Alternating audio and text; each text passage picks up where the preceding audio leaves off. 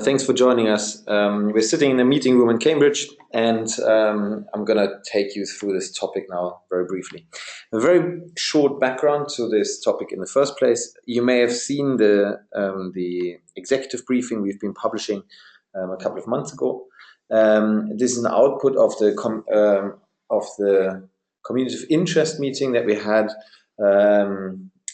last year at some point, where we all got together and we talked about B2B partnerships in the first place. So we've got all people involved as authors, as you can see on the bottom, and yeah, we've been working quite hard across partners to get this all together.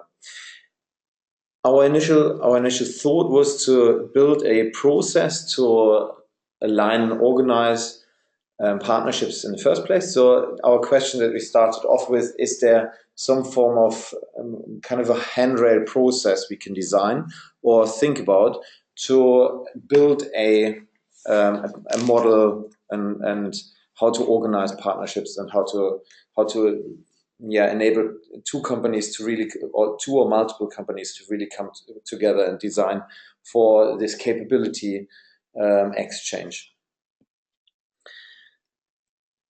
So this is the complete model, and I don't want to throw that all at you at once, but we're going to go through the model now step by step, and I'm going to explain this to you. So you see a couple of different parts.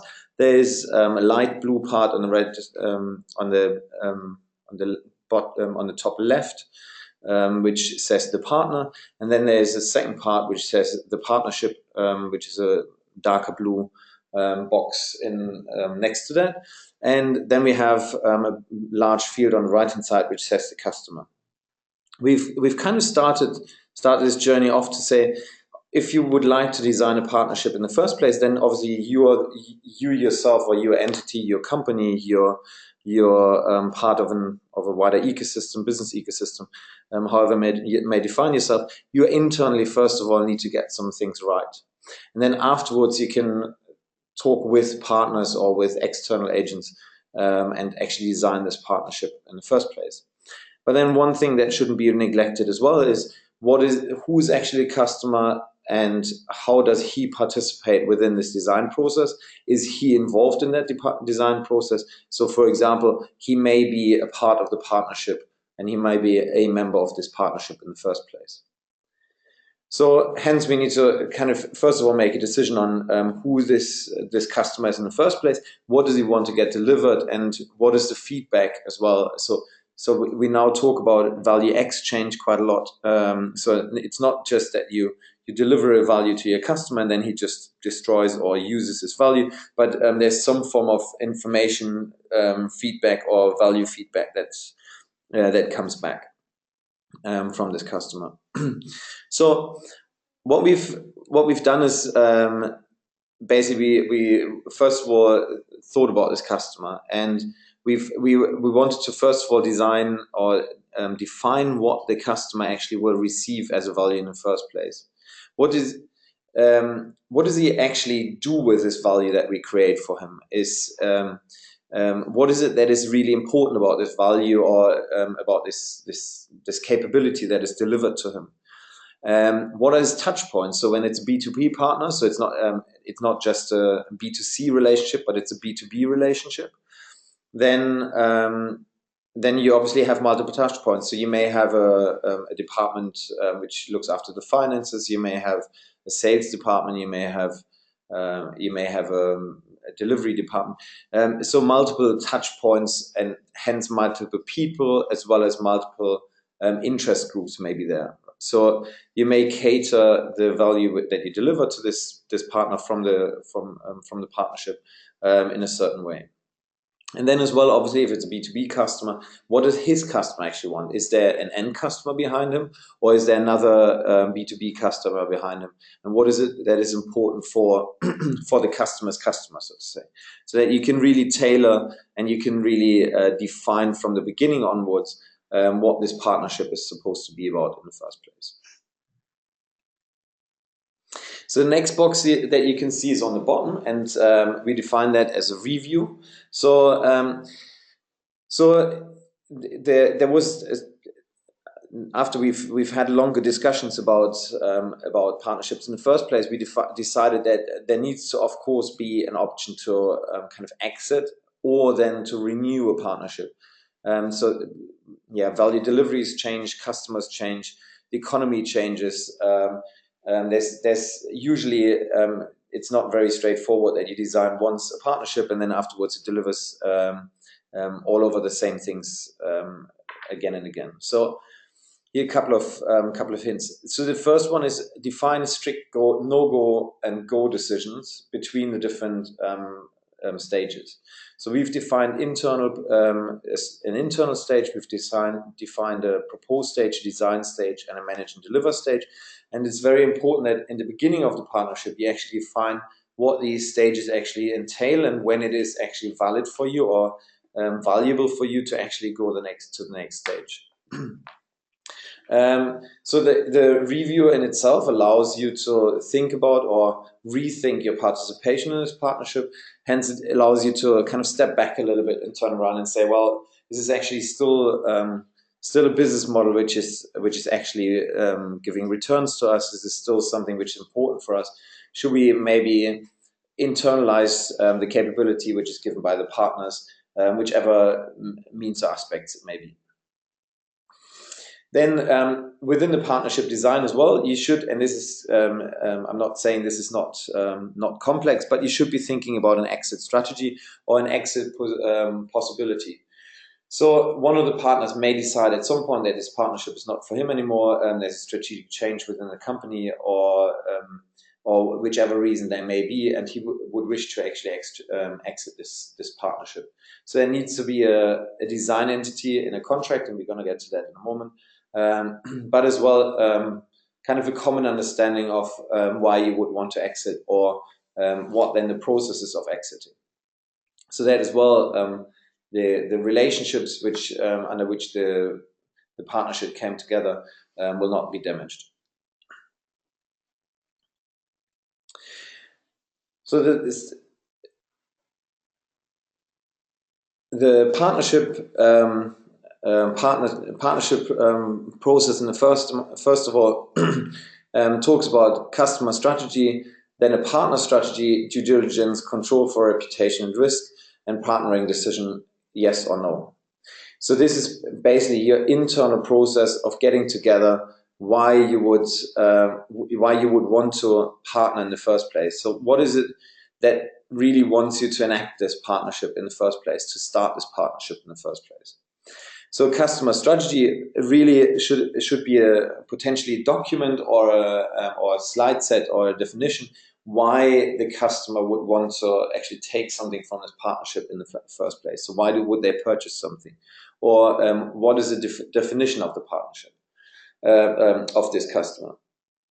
Partnering strategy means you've included certain people in a core partnership. You may have secondary partners, nuts and bolts suppliers. You may just you may have influencers which you want to review or observe over the time of the partnership, and certain strategic intents of this partnership in the first place. So you should obviously be stating those, and you should be clarifying those for the organization internally. Due diligence, you may want to actually enact a partnership with partners, which as well means you need to control for the risk of the other entities, but as well for the risk that the other entities have onto your company firm. This is not only reputational risk, but as well, for example, the risk of a partner organization filing bankruptcy, for example. So hence one day they may not actually be existing anymore. So how do you deal with this situation in the first place? Then of course control for reputational risk, which is an important entity specifically in the defense industry, where a partnership may of course have an impact as well on your visibility on the market and hence on brand recognition. And then, which I mentioned earlier already, very briefly, partnering decision, hence define very, very clearly what it means to make a go or no-go decision between the different stages of your partnership design. And then as well, of course, overall, to monitor the partnership, to understand what it is actually, that it means it is a valid partnership, and that you're creating the value that you started off with in the first place. The next stage is a proposed stage. So this is the second stage, and then hence at this stage you would be actually entering, or like if you would be entering a stage where you would be starting to talk to a partner in the first place. So you would be choosing your partners. You may invite them all into one room, or you may just address one by one first. But very important is, of course, you need to explain to them why you want to partner with them, and what the partnership what the partnership would be involving, what the expectation would be to them, and what the expectation, or what the responsibility would be coming from you as a partnership organization. The next part is, and this really depends a little bit as well on which field or which area you work in, but in many areas it's common to have a memorandum of common understanding. This means a non-binding or legally non-binding agreement where all partner organizations come together and state, in the first instance, we would like to enact this partnership, and define who the entities are within the organization who are in charge of this, and potentially already define how fast or how slow this should be happening, as in how fast or slow the design and the manage, and then when a delivery to the customer or value creation for the customer should be enacting in the first place. So it's very much an opportunity to have a point where you can, so to say, celebrate or come together and put signatures underneath a document, which is is non-legally binding, as I stated earlier, but really brings together this information why you want to partner, and as well gives a bit of security throughout the process for everyone involved. Then you would like to you should be proposing a business imperative. So very much to kind of state and to understand what your business interest is in this, as a partnership, as a group of people is in the first place, or as a group of organizations is in the first place. And then it helps to state a kind of a vision at this point. So all the partners together, before you go into design and before you go into management and delivery of your partnership, to really understand what your future state or what your strategic intent is, your long-term intent is with this partnership. So should this be a stable partnership and it should be working like this for 5 years? Is there a project cycle where you expect this to be finished after 5 years? Or would you like this partnership to grow, to widen in delivery forms, to widen in markets, to change in markets, and so on? So really to the opportunity to build a vision and a futuristic idea how these companies do business in the future together. Then the next part is the partnership design. This part really gets entered into when the decision is made that the investment of time and material into a design of a partnership is actually worthwhile for the organizations. And as I mentioned earlier, there's indeed a need to make that a decision where you need to kind of commit to really fund your people to do a solid design, but then as well to start building a management structure and get commitment from different managers. So this design phase is kind of split into a couple of areas. So first of all, designing a value exchange process. So this means how do the companies that are involved in the value delivery, but then as well how does the customer actually exchange value. Like I said earlier, this is really value creation and value capture on both ends of the value chain, or then on multiple ends of the value chain. Design and define a commercial model. Obviously, in between the partners, there may not need to be a complete openness about how much revenue is made through the partnership, or a financial, like kind of a financial openness in the first place, but there needs to be a combined commercial model between the firms. Then the second part, the next part is defining a culture. Of course, every firm and every company has a culture in itself. So they have normally something where they're very good in and something where they're very bad in. This may be relating to meeting cultures. This may be relating to how celebrations are held or what gets celebrated in the first place within the organization. And depending on the type of partnership that there is, there may be a need for the definition of a combined culture in the first place. Then there's a fourth point, design of an incentive strategy. So how do we, the question that should be posed there is really to understand how across the partnership and potentially as well across the customer, therefore, how incentives can be spread. So the important part here is that all organizations involved incentivize the success of this partnership across the firms rather than just internally within the firms, so that everyone who's involved has incentives and interest in making this partnership a success. And then a design of a governance. I'm going to go into that a little bit later, where we, within the report, we've indicated how we can see or how a potential simple governance structure can make a difference for a partnership in the first place. Then a management structure, and there's a difference between a management structure and a governance structure, and I'm going to go into the details in a moment. And then finally, of course, there's now a good moment to define a contract. And I can see probably some of you turning around saying, well, the contract at this stage may be a little bit too late, or it may be a little bit too early. And this is, of course, a discussion that is important to think about within the partnerships, and there's a relationship as well to the culture of the company.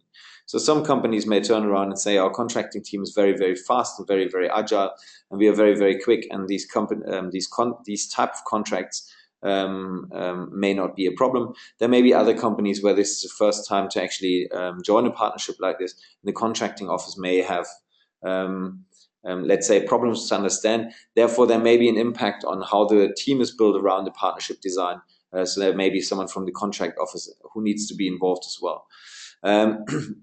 This is really something which is kind of a decision base around this. But of course, at some point there needs to be a contract in the first place, and this is normally then a good place to actually have some form of exchange contract.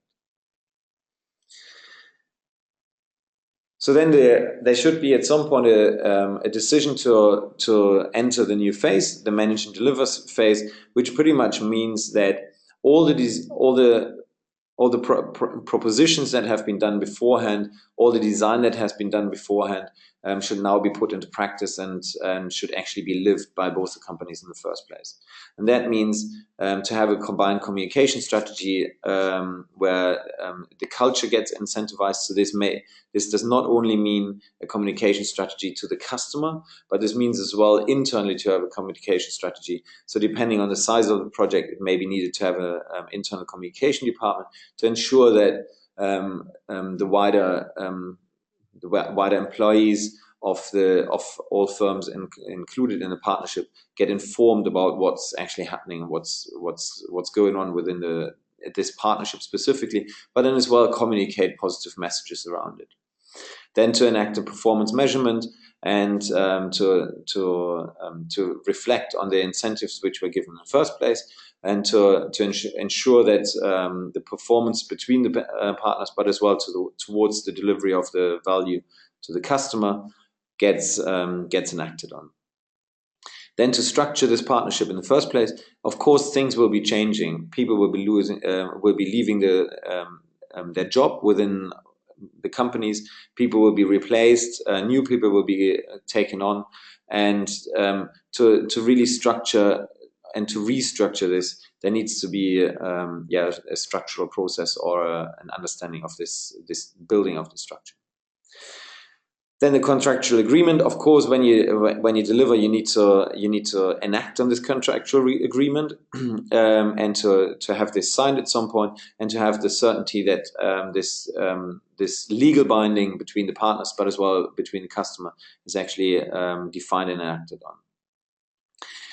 Then there's two parts which are dynamic, which we consider as dynamic change and outcome, and these are really management parts. So the important part is to understand that partnerships will always change.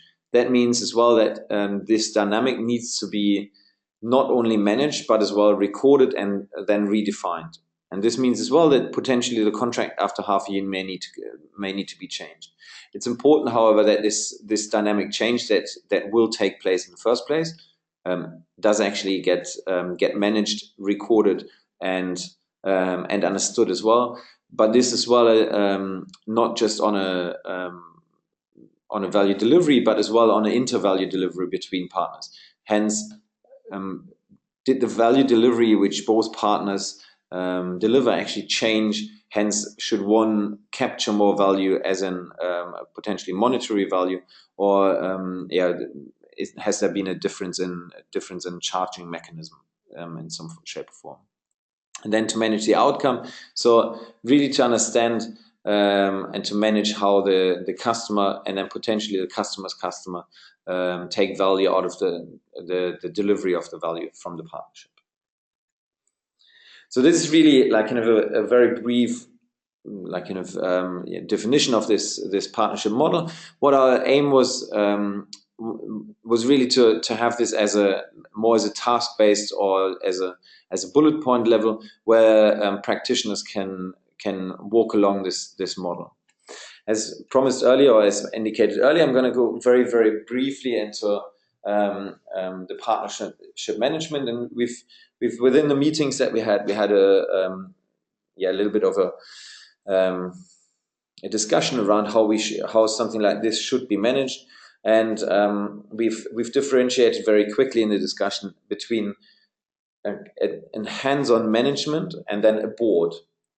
So when we look at the hands-on management on the right-hand side, there's a gray boxes where we say on one level of the management there's project delivery and item delivery. So it's really the understanding of teams who actually may be staffed with people, with members of staff from the customer, from all different parts of the organizations, and they need to obviously be run as a project and deliver items and value that they need to deliver to make this whole system work. Then there needs to be some form of program delivery, so really core management team that organizes and manages the program, the overall arching management of the different teams and the integration of these teams. So it's really a management that does process implementation and process management in the first place. On top of that, then there should be a daily executive management, hence some form of CEO, CFO, and so on. Someone who, these should be people that on a daily management are there to enact and to build and to strategize around the organizations.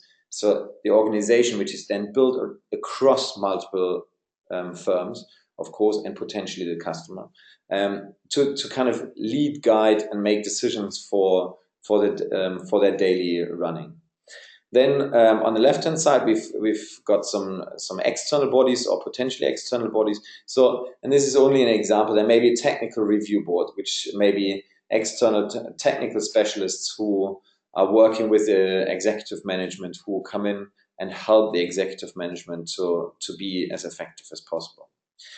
And now we come, as we go further on top, we were discussing to have a partnership board, so hence very experienced people who help to run the partnership and get an oversight of an alliance or of this B2B partnership in the first place.